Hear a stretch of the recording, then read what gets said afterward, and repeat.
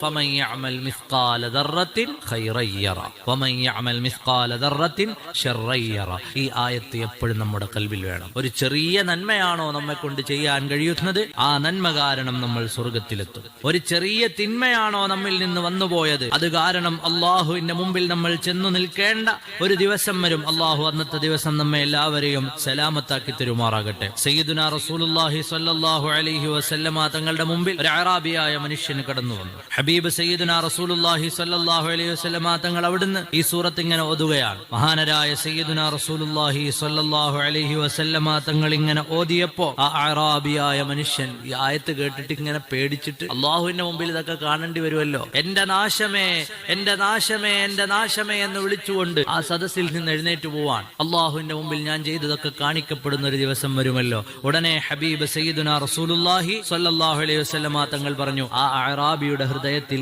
ഈമാൻ പ്രവേശിച്ചു എന്ന് സയ്യിദുനാ മുഹമ്മദുർ റസൂലുള്ളാഹി സ്വല്ലല്ലാഹു അലൈഹി വസല്ലം. ഈ ആയത്തൊരു വലിയ പ്രാധാന്യമുള്ള ആയത്താണ്. മഹാന്മാരായ മുൻഗാമികൾ രേഖപ്പെടുത്തിയത് കാണാം. പരിശുദ്ധമായ ഖുർആനിലെ വളരെയേറെ അർത്ഥഗർഭമായ രണ്ടായത്തുകളാണ്. ആ രണ്ടായത്തുകളുടെ ആഴവും അർത്ഥവും വലുതാണ്. അത് മനസ്സിലാക്കിയവന് ഈമാൻ ഉണ്ടായി, അത് കിട്ടിയവന് ഇഖ്ലാസും തൗബയും തഖ്വയും ഒക്കെ ഉണ്ടായി. അതാണ് സയ്യിദുനാ റസൂലുള്ളാഹി സ്വല്ലല്ലാഹു അലൈഹി വസല്ലം തങ്ങൾ പറഞ്ഞത്, ആ മനുഷ്യന് ഈമാൻ ഉണ്ടായി എന്ന് സയ്യിദുനാ മുഹമ്മദുർ റസൂലുള്ളാഹി സ്വല്ലല്ലാഹു